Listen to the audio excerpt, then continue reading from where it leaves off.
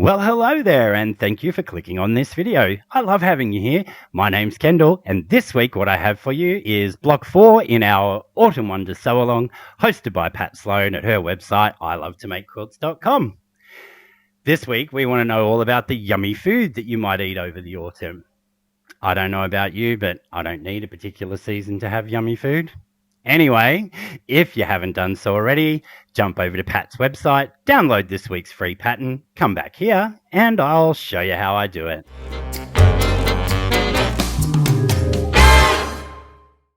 Alrighty, so as we do every week, we start with all of our pieces and parts cut out as per the pattern. What you'll see on the table in front of me here, however, is I have a third colour, even though the pattern asks for background, light and dark only. And that's because I decided to do my centre sew and flips in the red instead of using the background fabric. So I've cut 4 pieces of the background fabric and 4 pieces of my red. The other are as per the pattern, with the 4 light fabrics and the 4 dark rectangles. So to start this week, we will start by doing our sew and flips on our rectangles. So we'll take our 4 dark rectangles, and in my instance the red squares, but if you're using just your background fabric, you would do this with the background fabric. To make the sew and flip, you can do this one of 2 ways. The first way I'm going to show you is the traditional method, where we draw a diagonal line from corner to corner on our sew and flip square. We line that up, making sure we have the correct orientation, and in this instance we will keep our rectangle horizontally on the table in front of us, that is the long side towards your tummy. We'll line up that square that we've drawn the line on and make sure that all of our edges match up perfectly. We'll then take that to the machine and stitch just to the right of our drawn line.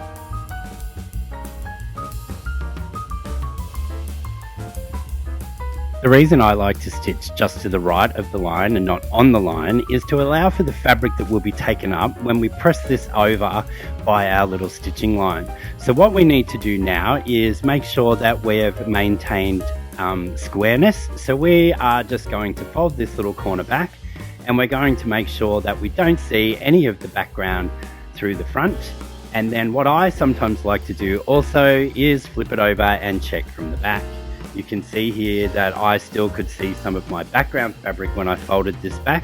So I'm just going to quickly unpick that and sew it again.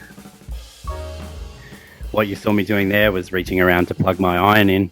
But we're just going to unstitch this, and then I'm going to go again and just move a little bit further over, as I didn't get all of my edges lined up. I'll meet you back once that's done and go through the next steps.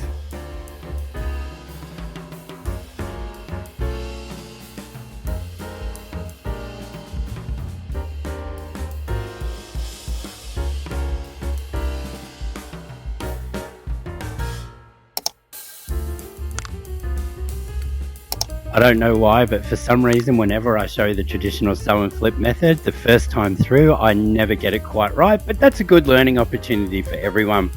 So now that I've actually taken that back through and re-stitched this, we can see that I line up a whole lot better and all of my edges are meeting. If anything, it's off by the smallest amount, maybe 1/16. So I'm happy with that. So what I'm going to do now is press that into place, and then we will trim away those back 2 layers at 1/4 of an inch away from the stitching line.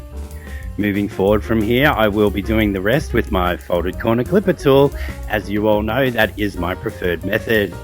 And once you've cut it with the folded corner clipper tool, you don't know if it's not actually lining up, and you just go forward anyway. Less stress, no muss, no fuss. Okay, so we'll trim away these back 2 layers and we'll get ready to show you how we use the folded corner clipper tool.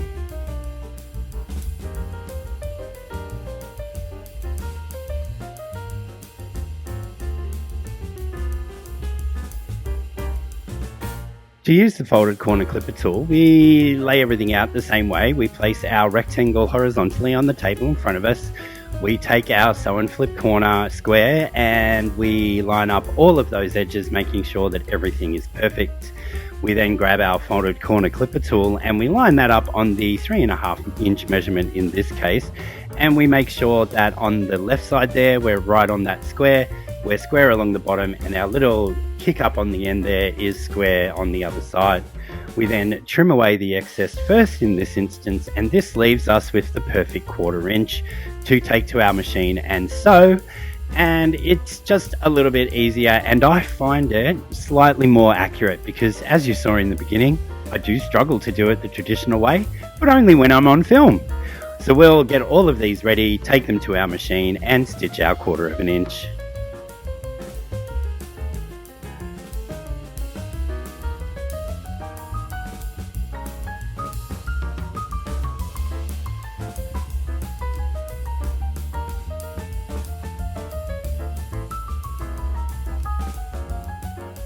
With all of our sew and flips now done, we just need to clip these apart, and then we can just simply press them all out towards the red.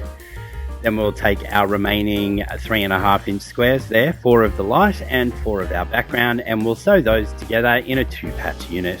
We'll then take those to the pressing mat and press to the darker of the 2 fabrics.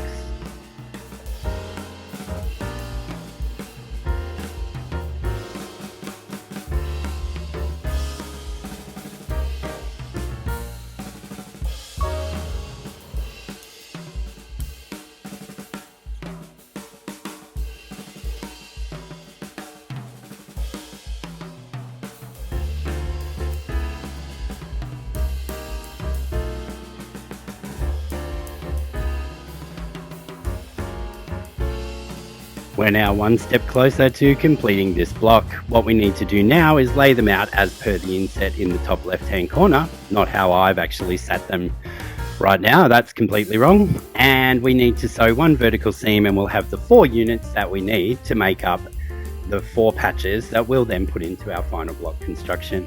So referring back to your pattern, make sure that you've got everything set out correctly, and we'll sew this seam on all 4 of these.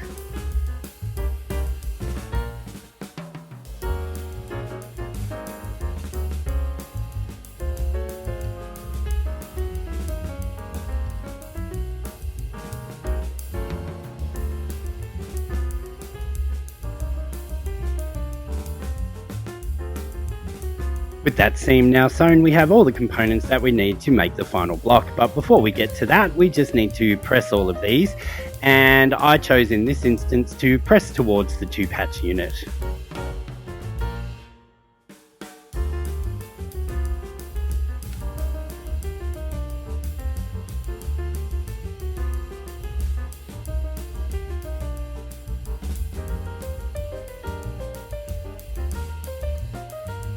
Okay, so now that, as I said before, we do have all of our components made, we just refer back to the final block image in the pattern, and we will lay all these out. Basically, if you start with everything in that top left hand corner, it's a 1/4 turn all the way around to get everything. We'll then put this together as a 4-patch, which means we'll sew the vertical seams first and then the horizontal seam. You'll find that there's nothing to line up anywhere here, it will just go together. So put all your sections together, sew these 2 vertical seams. Not sure how I press them, we'll get to that when we get there, and then we'll sew our final horizontal seam.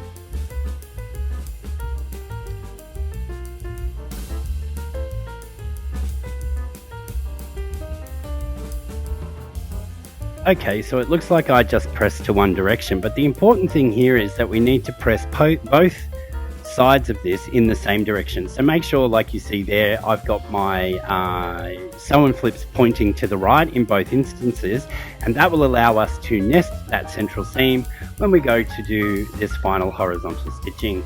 Once this final horizontal stitching line is done, I just again press to one side, and our block for this week is done.